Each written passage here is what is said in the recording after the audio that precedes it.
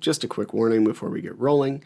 I discuss some eating disorder and body dysmorphia stuff, so if that's not where you are today, totally understand that.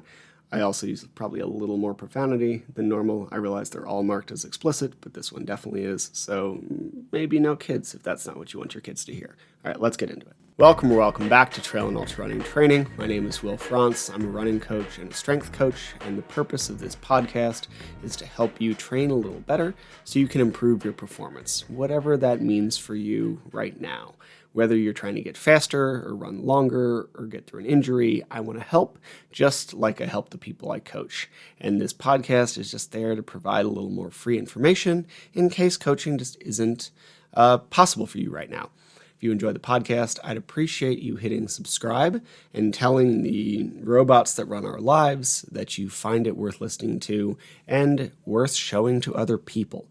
Now, today I pretty much guarantee I'm going to see a drop in listens to this one because it always happens when I talk about some of the more big picture stuff, and this is definitely in that category. Today I want to talk about values and goals. And when we think about training, and when we think about our lives, when we think about all this stuff, we should think so much more about our values and acting in a way that supports that than whatever goal that we might have on the calendar.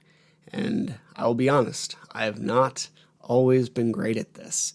I could lie and say I was. I sure as hell wish I were, but I just wasn't. And as a result, I lost most things that mattered to me, and now I spend most of my time trying to participate in the world in a way that is in alignment with who I want to be. And I say most because we all make mistakes, but I try really hard.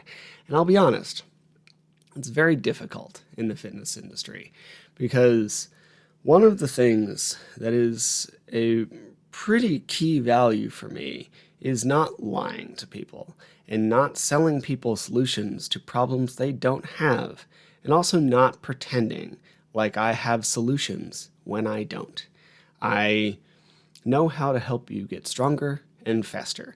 If you're weak or slow or have an issue that is related to you being weak or slow, I can probably help with that.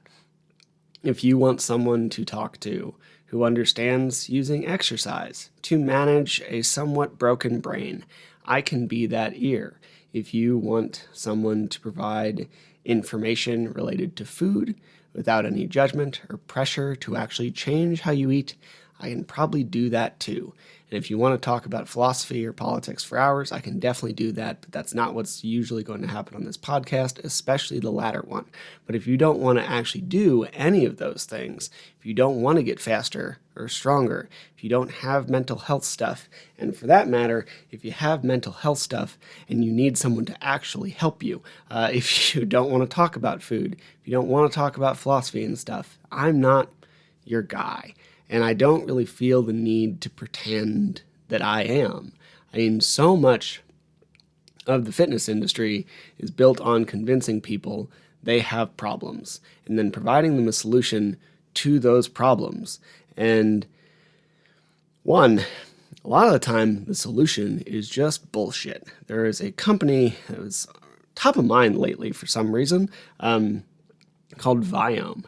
And there's this whole thing 5 years ago, 5, 6, somewhere in there, about the gut microbiome. And we keep studying it, and it's huge now. The probiotics industry is probably bigger than it ever has been. And everybody's obsessed with the gut microbiome. And here's the thing. We don't actually know anything about it. We have some ideas, but we don't know what a good one looks like. We don't know how to fix it. We don't know how to make it better. We just don't really know shit about it. And this is starting to change as of like this year. Now, pre-apocalypse, so 2018, 17, somewhere in there, there's a company called Viome, I believe, from what I remember. And they said that if you sent them a stool sample, they would analyze your microbiome and tell you what to eat. I'm sure it was for fat loss, because it's always for fat loss. And turns out, one, that wouldn't necessarily work anyway, because maybe we want to make some changes to your microbiome. So maybe the stuff in there isn't necessarily what we want. Problem number one. Problem number two, doesn't fucking work that way anyway, right? Like, we don't, that's not how the analysis works. They were just lying, and they charged a lot of money and made so much money just lying to people.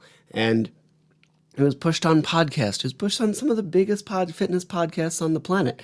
And then this company came out as just being full of shit. And guess who didn't apologize? Pretty much anybody. This company made millions of dollars, and other people made thousands of dollars on affiliate links and sales. And nobody gives a shit. We just moved on, right? We're so used to this. It's exhausting, right? Now, when we're handed these problems, we should always probably ask first, what if it's just not a problem? What if it's okay that you're 10 or 20, or in my case, 30 pounds heavier than you were when you graduated college? What if that's just fine for one reason or another? And further, if it's not, what if you don't need to change it in the next 30 days? What if you don't need that supplement? Can we get it from real food? Is the supplement in question really just a way for us to justify eating less because at least we're getting our nutrients in? Any of that stuff, right? Is it necessary? Is it helpful? What if you don't need to run 100 miles? Does that fit your schedule right now? Does it fit your life? Would a fast 5K be better? What if, right? Like, let's question some of these things. And I mean, if you want to do any of those things, dope. I would love to help you get faster and stronger, etc. I've helped a lot of other people do those things, and I can probably help you do it too. But only if you want to. And that's the key for me. I'm not here to convince you that you need to do those things. And I think that's where we often end up off the rails. We sell these goals and these targets and shit to do and these products to buy as a solution to the fact that we just want something, right? And I don't know. Like, I love my job. I love helping people get stronger. I love helping people get faster. I love helping people find an enjoyment or a passion for an activity that they didn't have before.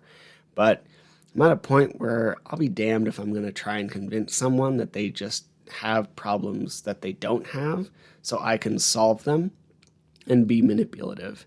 I also don't want to be the enabler, right? Before I move on. So like if you don't like running and you don't want to like running, like maybe we don't need to run. If your target is fat loss, there's other ways to do that aren't quite as skill intensive, right? And I don't want to turn this into a fat loss podcast, so I'm not going to get into it super deep. If you want to talk about it, I do it all day at my day job, and we can chat. DM me. But if we're looking at fat loss, running is a complicated skill. And like you may have heard me talk about any of the other complicated skill stuff on here, it's going to take a while to get good at it enough to create changes without a high risk of injury. And if we just want to lose some fat, then maybe a bike or a stair mill or incline walking or any of these things. Or even better, an activity that you actually want to do for the long term, because when we look at long-term health and longevity and some level of weight management, it's always an activity that the person actually enjoys doing, because the biggest thing is you just fucking do it every week, right? And when you don't enjoy that activity anymore, because most people cycle through, maybe we find another one, right? But if you want to run, lovely. I think that's great. Anyway, moving on. I also don't want to be an enabler for a lot of this stuff, right? Like, and this is a tough line that I admittedly don't always know how to toe very well. Might be the autism. But if someone comes to me and I can see their like individual ribs through their shirt, and they have been diagnosed as like osteopenia. I was trying to remember the one right before osteoporosis. And they tell me that they want to lose 15 pounds. I don't really know what to do there because I don't want to lie to them. And the real answer is they legitimately don't have 15 pounds to lose without putting themselves at an even bigger risk and probably becoming fully osteoporotic. And the actual answer is they probably have some body image issues that would be better served by a therapist than a trainer. And none of that is judgment, it's just probably true. And I don't want to participate in some HIIT destruction workout that's going to make it even worse. But I also don't want to just set them free into the wilderness of Instagram to end up talking to some other trainer who will prey on them and help them find a 600 calorie diet to push them towards absolute effects of osteoporosis and anorexia stuff, right? So I don't know what to do there. And I'll tell you, I usually don't end up working with those people because I tend to err on the side of honesty. And that's not a judgment. Let's be real. If you came to someone and said, hey, I want to give you money to help me with X, and that person said, nah, I'm not going to help you with X, you should probably do Y, it's pretty rare you're going to work with that person, especially at the end of that conversation. Maybe it sows a seed for a thought process that would be beneficial for you, but it's probably not going to work with that person immediately. And to be clear, conversation isn't that short. I'm just nah, but I am fairly honest about it. And if you go into say you go into a Rolex store, right? You have ratty ass clothes on, you have a bad credit score. You're like, hey, I need a Rolex. And they look at your shitty clothes and your bad credit score. They say, hey man, I can't sell you that Rolex, but I have a guy who can provide you some financial advice so that maybe you can buy one in the future. What do you think the outcome would be, right? Most people would leave and try to find someone else who'd sell them a Rolex on credit or take out a predatory loan to get one. We know this is true. Whether you would do that or not, that is the standard reaction, which is why we end up with so much debt. Very few would take the advice on financial planning from the Rolex salesman on to help them sort their life out. So I realize it's a losing battle, but I also just don't want to participate in the further destruction of a human. And I made that choice a while ago, and the more I stick to it and the more I drive in that direction, the better I feel about myself and the better results I get for the people who do choose to work with me. Now, I realized that got way off the rails for a training podcast. Sorry. But here's the thing, and this, I guess, is the actual point. Training is a part of life, and your training will affect the other areas of your life, and the other areas of your life will affect your training. And if you're constantly making training decisions that aren't in alignment with who you are or who you want to be, probably more importantly, as a person, then it will weigh on you. For example, if you say you want to be a good parent, but you are constantly missing all of your kids' games or recitals or whatever for training sessions, it will weigh on you. And it works the other way as well. I talk to a lot of people who wonder why they're in pain fairly consistently, and they're stressed, and they're under-recovered, and they're struggling, and when they look at their training volume, it just isn't all that high, and they just don't know why they feel bad all the time. Sometimes it's a specific nutrient deficiency. Iron being a prime offender, and if you think you might need iron, go get an iron panel. But more often than not, it's just that the person hates their fucking job. They're constantly on call, and their boss is a dick, and they consume way too much caffeine, and they spend way too much time at their desk or on their phone, and neither of those things are optimized for any sort of body mechanics. So there's hunch position, and their shoulder hurts, and their shoulder doesn't work, and they're always in a rush, so they constantly eat fast food, and then they work until midnight and wake up at 5, and I could go on forever because I have met so many people like this, and the person wants to know or wonders why they're struggling so much in training. And the honest answer is just because they hate their job. And it's not an easy fix. But we should be real about the issue because that's the only way we can start to fix it.